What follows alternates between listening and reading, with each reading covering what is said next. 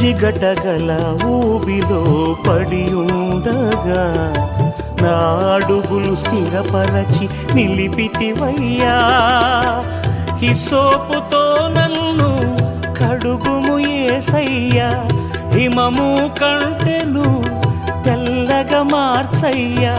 నీకేమి చెల్లితూ నా మంచి మెస్సియా, నా జీవితమంతా అర్పితు నీకయ్యా.